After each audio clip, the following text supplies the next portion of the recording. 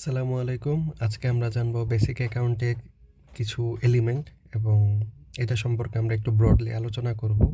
তো ভিডিওটা বেশি বড় করব না, ছোটোর ভিতরে যতটুকু করা যায়।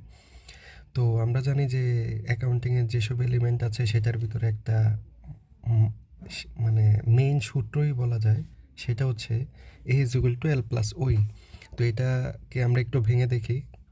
এ হচ্ছে অ্যাসেট, যেটা হচ্ছে সম্পদ বোঝায়। সম্পদ হচ্ছে একটা প্রতিষ্ঠানের যে কোনো বস্তু বা উপাদানের, মানে যেটা প্রতিষ্ঠানকে ফিউচারে সুবিধা দিবে, ঠিক আছে? বা কোনো প্রতিষ্ঠানের বস্তু বা উপাদান যদি তাকে ফিউচারে বা ভবিষ্যতে সুবিধা দেয়, সেটাই হচ্ছে তার সম্পদ। আচ্ছা, আর এল বলতে এখানে লায়াবিলিটিস বোঝানো হয়েছে, যেটা হচ্ছে দায়। দায় হচ্ছে একটা প্রতিষ্ঠানের সম্পদের উপর তৃতীয় পক্ষের দাবিকেই দায় বলে। এটা নিয়ে আমি পরে একটু বুঝাবো, সমস্যা নেই। আর পরে হচ্ছে ওনার সিকিউরিটি। ওনার সিকিউরিটি হচ্ছে মালিকানা সত্ত্ব। মালিকানা সত্ত্ব বলতে বোঝায় হচ্ছে একটা প্রতিষ্ঠানের সম্পদের উপর মালিকের নিজের যে অধিকার বা সত্ত্ব, সেটাই হচ্ছে মালিকানা সত্ত্ব। আচ্ছা, তো অ্যাসেট হচ্ছে তিন প্রকার বলা যায় না, অ্যাসেট আরও অনেক টাইপের হয়। আমি এখানে তিনটা টাইপ বুঝাচ্ছি। প্রথম হচ্ছে চলতি সম্পদ। চলতি সম্পদ হচ্ছে যেটা হচ্ছে 0 থেকে 1 বছর, মানে 1 বছরের কম যেসব সম্পত্তি, সেটাই হচ্ছে চলতি সম্পদ। এখন আমি যদি উদাহরণ সম্পর্কে বলি, তাহলে হচ্ছে নগদ টাকা হবে, ব্যাংকে জমা হবে, এবং দেনাদার হবে। দেনাদারের আরেক নাম হচ্ছে প্রাপ্য হিসাবও বলে অনেকে। আচ্ছা, এই টাইপের, মানে যেগুলো আপনার 1 বছরে কম হবে, সেটাই হচ্ছে চলতি সম্পদ। আচ্ছা, এবারে আসি স্থায়ী সম্পদ। স্থায়ী সম্পদ হচ্ছে বিভিন্ন বইয়ে বিভিন্নভাবে বলা আছে। আপনার যদি আইএফএস এর যেই রুলস বলে, ওই হিসাবে বললে হচ্ছে 1 বছরের প্লাস, অথবা 1 থেকে 5 বছর যদি কোনো সম্পদের মেয়াদ হয়, বা অনেক টাইমে এটা 5 বছর প্লাসও হয়। এক কথায় যদি আমি এক লাইনে বলতে চাই, 1 বছরের বেশি যেই বস্তু বা উপাদান প্রতিষ্ঠানকে ভবিষ্যতে সুবিধা দিবে, সেটাই হচ্ছে স্থায়ী সম্পদ। ঠিক আছে? মানে যেটা হচ্ছে 1 বছরের অধিক। অনেক জায়গায় লেখাও আছে যে 5 বছরের অধিক যেগুলো, সেগুলো হচ্ছে স্থায়ী সম্পদ। কিন্তু মূলত বলা যায় যে 1 বছরের অধিক যেগুলো, সেগুলো হচ্ছে কি স্থায়ী সম্পদ। আচ্ছা, স্থায়ী সম্পদে যদি আমি কিছু বলতে চাই, সেগুলো হচ্ছে যেমন দালান কোঠা, কম্পিউটার, এরপর হচ্ছে জমি, যন্ত্রপাতি, এগুলো। ঠিক আছে? মানে হচ্ছে যেগুলো 5 বছরের অধিক বা 1 বছরের অধিক কোম্পানিকে মানে ফিউচারের জন্য সুবিধা দিবে, সেগুলো হচ্ছে কি স্থায়ী সম্পদ। আচ্ছা, এবার আসি অবাস্তব। অবাস্তব বলতে এখানে হচ্ছে স্পর্শনীয় না যেগুলো, সেগুলোকে বোঝানো হয়েছে। যেমন হচ্ছে অস্পর্শনীয় সম্পদ বা অলীক সম্পদকে বোঝানো হয়েছে, বা ভুয়া সম্পদও বলা যায়। যেমন হচ্ছে শেয়ার। একটা কোম্পানির শেয়ার নিলেই তো সেটা এক প্রকারের সম্পদ, তাই না? তো শেয়ার। এরপর হচ্ছে সুনাম। একটা মানুষের সুনামও একটা সম্পদ, যেটাকে আমরা অলীক সম্পদ সম্পর্কে জানি। এরপর হচ্ছে প্যাটেন্ট, ট্রেডমার্ক, আরও আছে। আচ্ছা, এবার আসি দায়। দায় হচ্ছে কি, যে একটা কোম্পানির বা একটা প্রতিষ্ঠানের সম্পত্তির উপর বা বস্তু বা যাই হোক, ওটার উপর তৃতীয় পক্ষের যে দাবি। আচ্ছা, যদি এখানে আমি একটু এক্সাম্পল সম্পর্কে বলি, যে এক প্রকারের ধার দেনা যেটা বলে, সেটাই হচ্ছে দায়। ধরি রহিম করিমকে 500 টাকা ধার দিয়েছে। তো করিম রহিমের কাছে টাকা যতদিন দিবে না, ততদিন পর্যন্ত রহিম করিমকে পাওনাদার হিসেবে ধরবে। ওই পাওনাদারটাই হচ্ছে দায়। ঠিক আছে? এই যে টাকার যে লেনদেন বা একজন আরেকজনের উপর যে দাবি, সেটাই হচ্ছে কি দায়। এবার আসে চলতি দায়।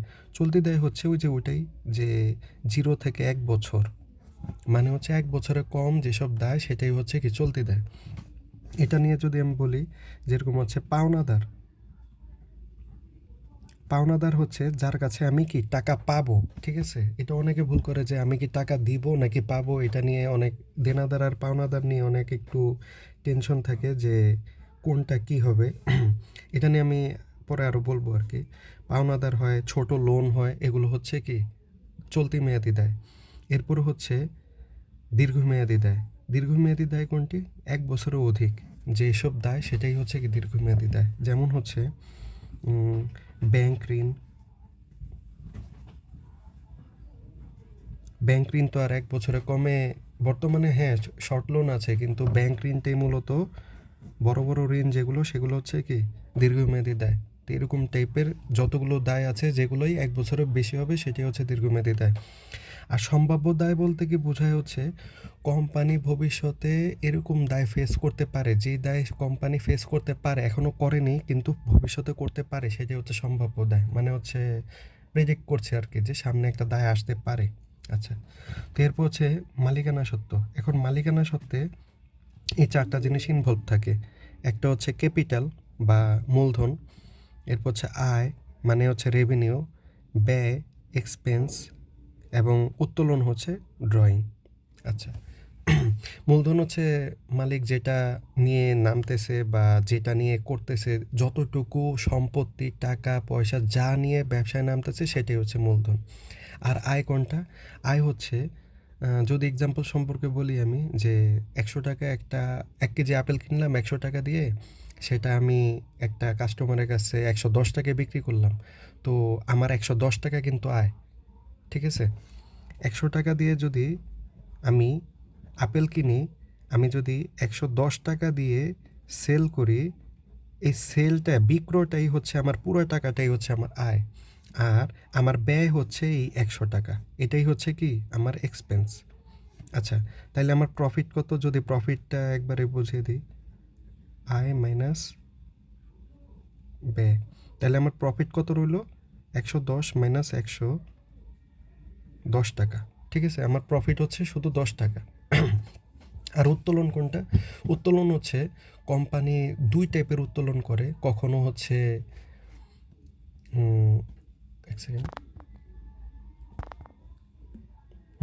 কোম্পানি হচ্ছে কখনো পার্সোনালভাবে উত্তোলন করে, কখনো হচ্ছে ব্যবসায়িক ক্ষেত্রে উত্তোলন করে। এখন হচ্ছে পার্সোনাল আর ব্যবসায়িক বলতে যদি আমি এক্সাম্পল সহকারে বলি, যে ধরেন রহিম নামের একজন ব্যবসা করতেছে। এখন সে মানে টাকা নিয়ে কোথাও যাচ্ছে আর কি, তো হঠাৎ করে তার কোনো মানে পার্সোনাল কোনো কিছু কেনার যদি ইচ্ছে করে, তখন যদি তার মূলধন থেকে কোনো টাকা সে যদি ভেঙে ফেলে বা খরচ করে, সেই টাকাটা হয়ে যাবে তার ব্যক্তিগত উত্তোলন। মানে হচ্ছে কোম্পানির টাকা খরচ করাটাই হচ্ছে উত্তোলন। আর যদি ব্যবসায়িক ক্ষেত্রে ওই মূলধন থেকে টাকা ভেঙে যদি আবার খরচ করে, সেটা হবে ব্যবসায়িক উত্তোলন। তো উত্তোলন হচ্ছে কি মূলধন থেকে যে টাকাটা খরচ করা হয় সেটাই হচ্ছে উত্তোলন। এখন মালিকানা সত্ত্বে একটা সূত্র আছে, ওই ইজ ইকুয়াল টু মূলধনের সাথে আমরা সবসময় আয় যোগ করব, তারপর এক্সপেন্স মাইনাস করব, মানে ব্যয় মাইনাস করব, তারপর আমরা উত্তোলনটা মাইনাস করব। তাইলে আমরা যতটুকু পাবো বা যা পাওয়া যাবে সেটাই হচ্ছে কি আমার এক্সাক্ট মালিকানা সত্ত্ব। তো আজকের জন্য এতটুকুই। ধন্যবাদ। আসসালামু আলাইকুম।